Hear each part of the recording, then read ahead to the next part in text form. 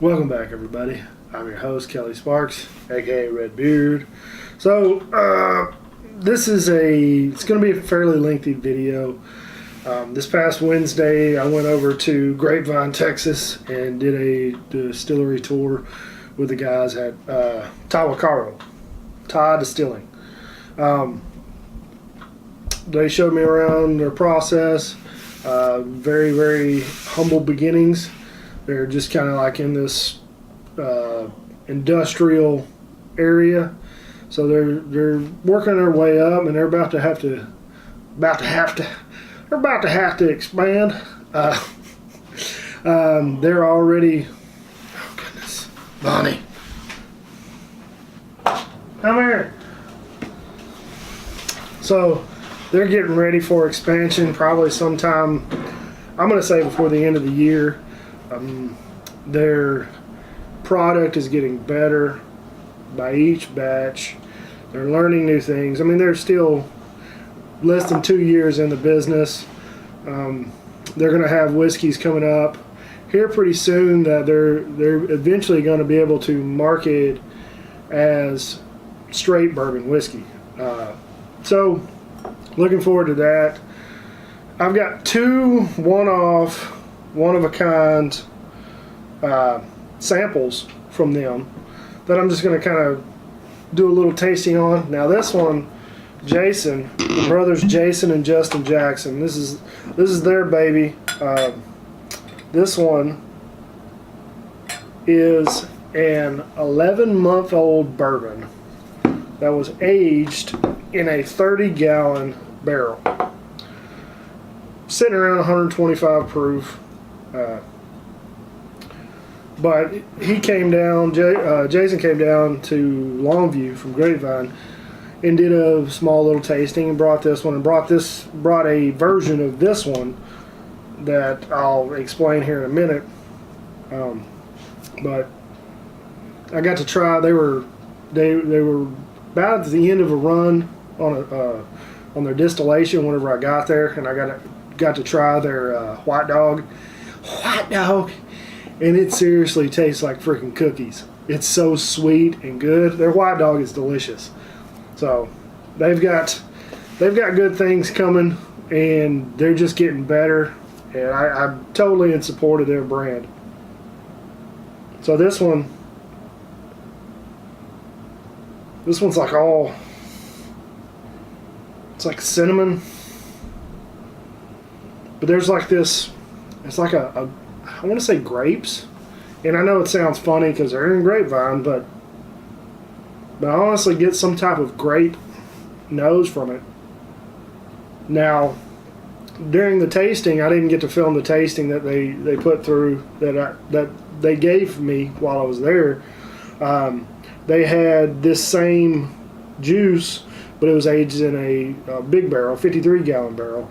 And where this one shows more of the caramel and like the corn side of it, so weird, the 53-gallon kind of pushed the rye ahead of the corn, and it had more of a rye heavy presence.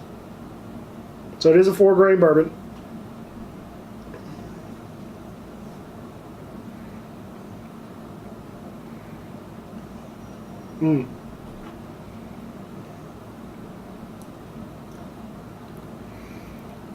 At 125 proof and 11 months old, man, that's hard to beat. The drink's so easy. You get a bunch of caramel, some toffee notes right there.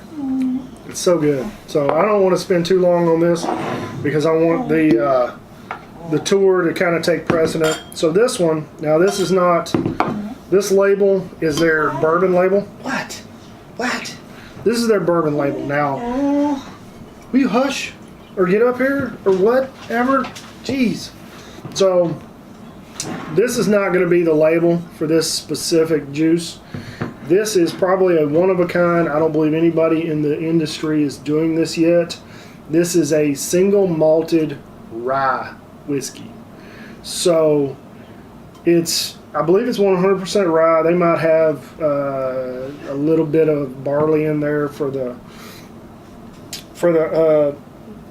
distillation process, whatever. I don't know the exact percentages, but it's a malted rye whiskey.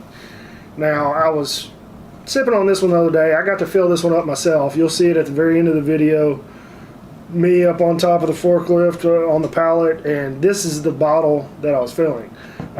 Like I said, though, this is not the label that's going to be for this whiskey.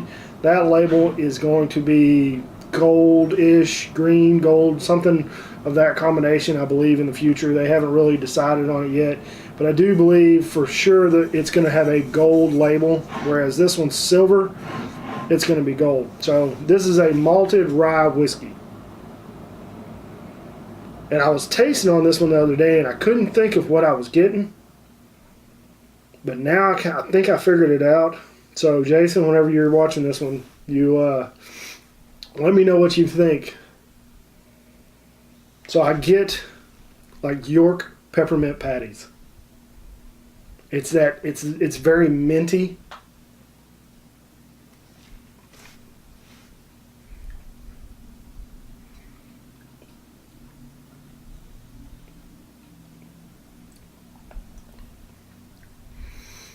Get a touch of cinnamon.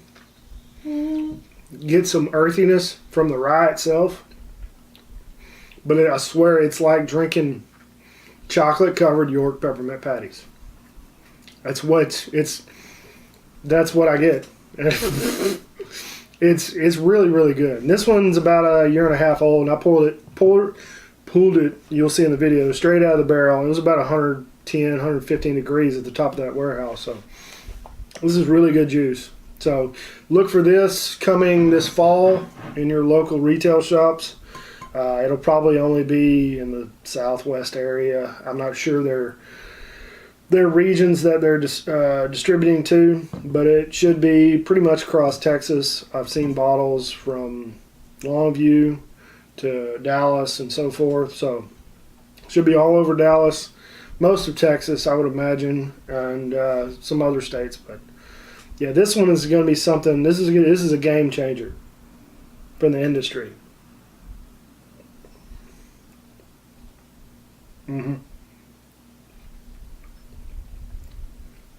So good. And these are both 125 proof right now, and it's just so creamy going down.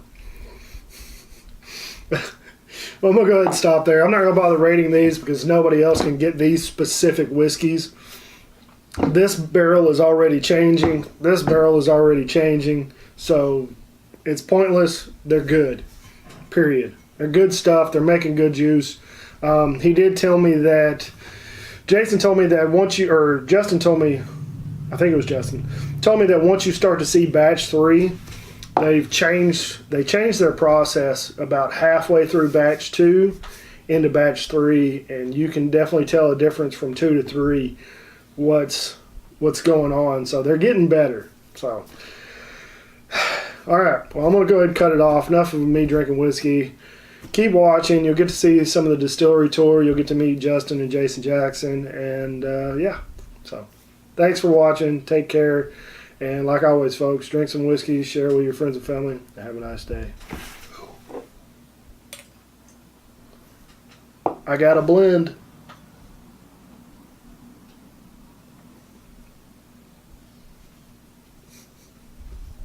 Enjoy. Welcome back, everybody. I'm your host, Kelly Sparks, aka Red Dude. I'm here with brothers Jason and Justin Jackson at Tahwahkaro Distilling.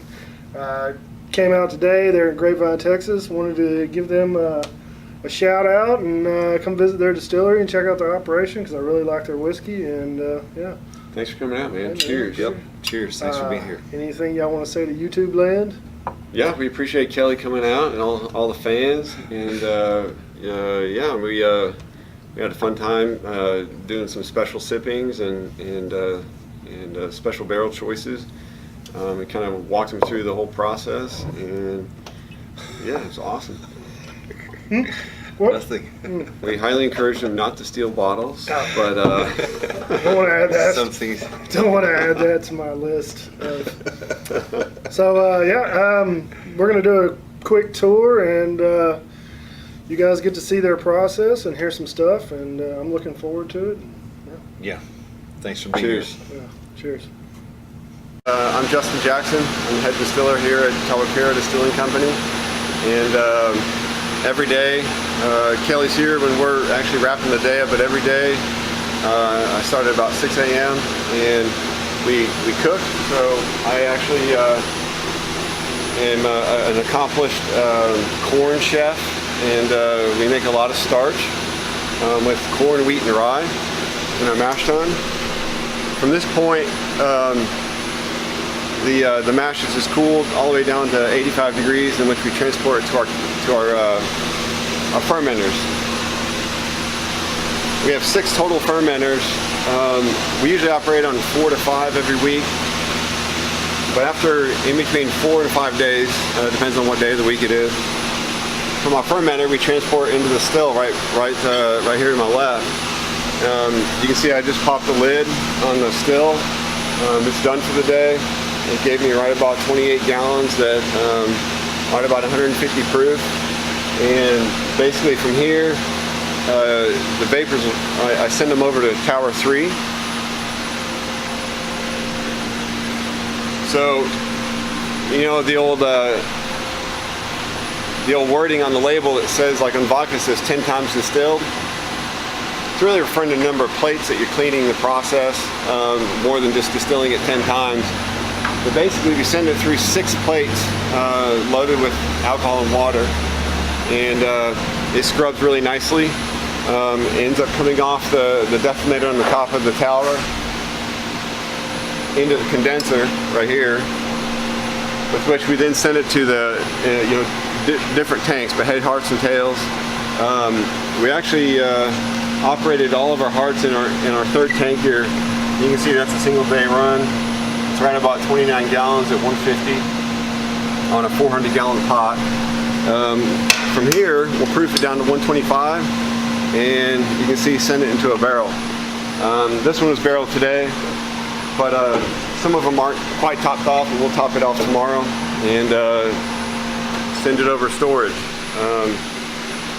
So all of these we just barreled between Friday and so far this week. Basically we let the whiskey sit in the barrel for as long as we can let it sit, but at least a year. And coming up in December, we're going to be hitting the straight bourbon time frame. We're going to be hitting 2 years on our bourbon. Right now our oldest barrel is 1 year 9 months, and Kelly's had it. It's interesting, amazingly good, and very flavorful. So we basically make a 4-grain bourbon. We like a good, complex, well-rounded bourbon, not just straight spice of a high spice bourbon, not extremely smooth like a good weeded style bourbon, but somewhere in the middle. So you can definitely taste the rye in our bourbon, but you taste that sweetness in the mellow character of the wheat as well. We actually split the poundage of wheat and rye together.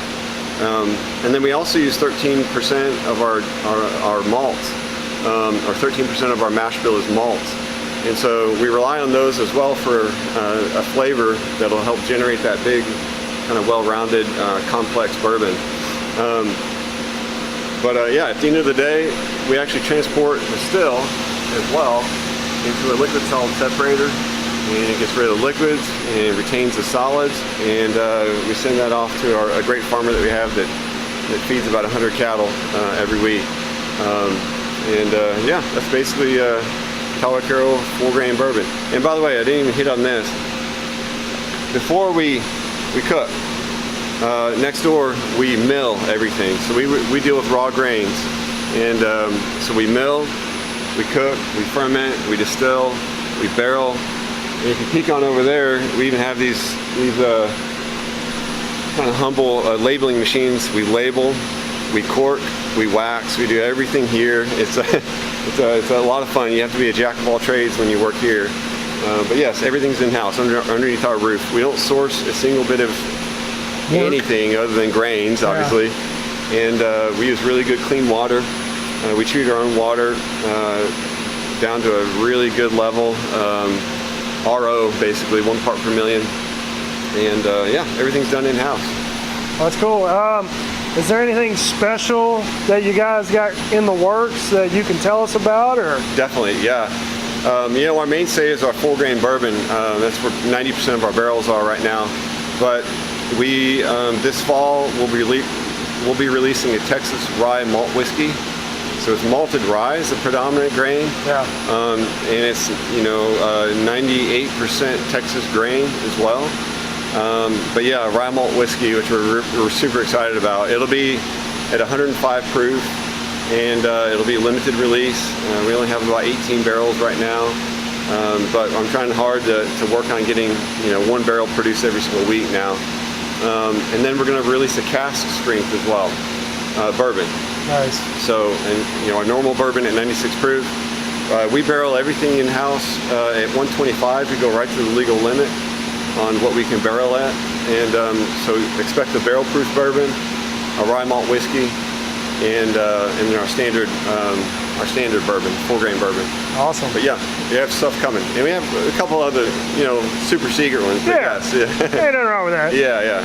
We're right on. Well, thanks for your time, and I guess we'll head over to get the dry part of the process next. Awesome. All right, thanks.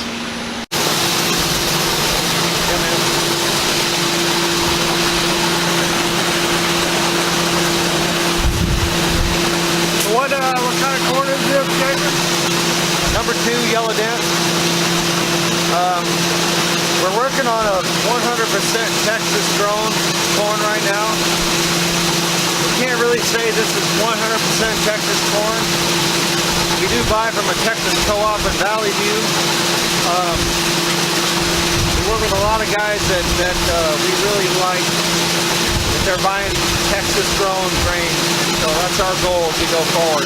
I think we already have a relationship in place that'll be 100% wheat, dry corn grown on the dirt of Texas. I mean, that's the eventual goal, right? Yeah, that's going to happen actually next batch. Oh, nice. So this month. Yep. That's cool. Yeah. It's a lot of fun. This is the heart. This is the heart of the beast right here. You want to know if somebody makes it? Well, what did you say earlier? If they don't mill it, they don't distill it? That's a good one, yeah. That's what your brother said. Yep, they don't mill it, they don't distill it. Typically, yep. So can you explain the process over here for viewers out there that have never been to a distillery? Absolutely. So basically we just take all the raw grains that are not malt, and we put these into this hopper and then this machine, and it's a hammer mill, so it breaks it down into like a espresso grind per se, a really fine grind like cornmeal. And then we finish up here, take this bag over and put it in really hot water. And the hot water extracts the sugar that's locked inside that grain. And after we get that sugar out, we add yeast. Yeast eats the sugar, and they make alcohol. That's the real big 30,000 foot view right there. Right. So we're just cooking the sugar out of the grain, just like a brewery or like a winery extracts the sugar out of a grape. No different. Cool. Yep. We're on about 900 pounds of grain for 350 gallons of water, somewhere in there. So how much grain do you go through in a month? Around about 20,000 pounds. 20,000 pounds. Wow. Then after that, you flip that around on this machine right here. That's called a liquid solid separator. And after we're all done, after we've fermented, distilled, pulled the alcohol out, we still have kind of a slurry. We run it through this machine. This separates the grain from the water, and then we turn that into cattle feed, pig feed. We've got a farmer from Longview that comes over and picks up our grain, and he feeds it to his cows. Hometown. Yep, and it's a really, really good protein source for him. So, yeah. Can you tell us about what you got over here? Yep. So in the foreground, Those are candy tumblers from a decommissioned Hershey's plant in Oakdale, California. And in the background, you can kind of see them. Maybe if you raise that up a little, you can sort of see some of the big pots back there. Those are 400-gallon whiskey, or excuse me, they used to be condensed milk kettles that we bought from a Hershey's plant in Oakdale, California. And we have sent 2 of them to one of the premier coppersmiths in the world, Vendome Copper Works out of Louisville, Kentucky. And they've already told us that these things are lifetimers for me and probably our kids and their kids because of the thickness of the copper. You can't even buy copper really that thick anymore. Your mother was telling me they were a quarter-inch thick? Quarter-inch, 5/16 in some spots. Wow. And so they were made in 1961 and 1964 by a coppersmith in America named Arthur Harris. He's no longer in business.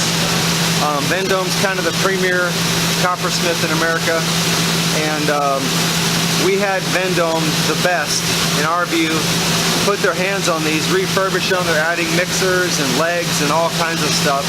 So we'll have a little piece of history from the 60s, as well as a really cool looking 100% copper whiskey kettle. Yeah. We really can't wait. It gives me goosebumps thinking about turning these things on. It's going to be fun. Pretty awesome.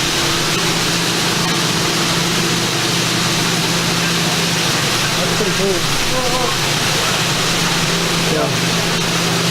And then we'll implement, 2 at a time over the next couple of years, probably as demand grows. So that's the plan. Oh, and then these guys, these are tumblers. So this would be what basically an M&M is coated with. They put kind of the candy in there and then run it in this machine, and it would coat and give you that sort of hard candy shell on the outside. And we'll turn these probably into whiskey house kettle lights and or distillery lights that'll hang down kind of on the big kettles here, just for decoration. It was just a cool piece of kind of their system that's no longer being used that we wanted to get. Pretty cool. I'm almost too fat to get through there. All right. This won't tip at all. No. Yeah, you're good.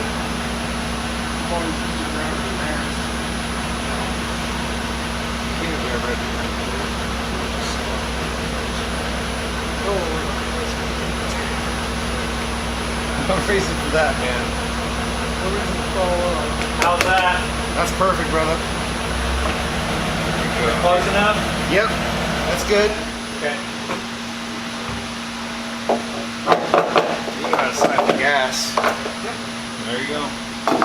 So when it gets, right up to here, just That would be nice. you'll probably spill. You'll probably spill a little bit, but go ahead. Probably go a little lower. There you go. Oh, you missed it. You gotta make it a little lower. Here, keep it down here. There you go. Now we should get it. There you go. There it is. And just, so get it kind of close and just put your thumb over it and raise it back up when it's full.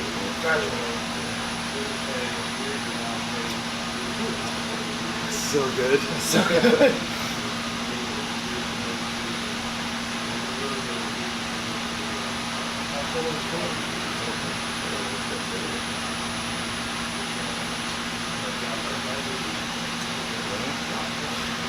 A little wet. All right. You want to keep it cool for right home, otherwise it'll pop out. Okay. It's so full. Mr. Chris, put this back.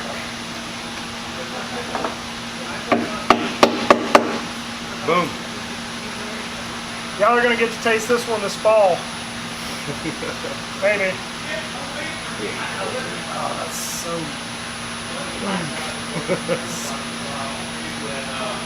Hey, Chris. We're ready. He was serious. He's like, screw you guys, we're leaving you up there.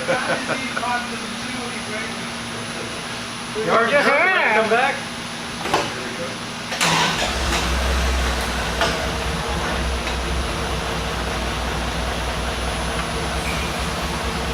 Yeah, it's like what? Probably 100 degrees up here. Yep. You're clear.